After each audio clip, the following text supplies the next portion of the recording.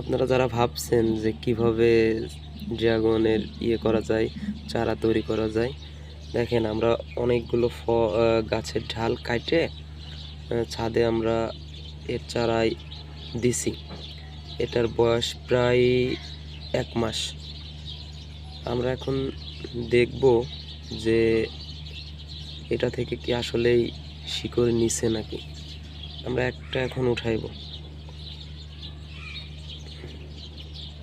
এই দেখেন এর গোড়ায় কি পরিমাণ শিকড় নিছে, আপনাদের ভালোভাবে দেখাই।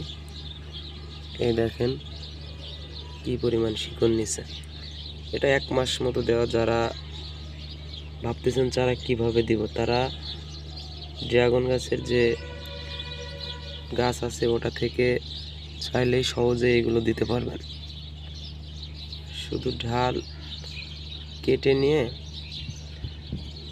কিছু করে ওষুধ প্রয়োগ করেই গায়ে তুলে পারে এগুলো থেকে আপনার চারা তৈরি হয়ে যাবে।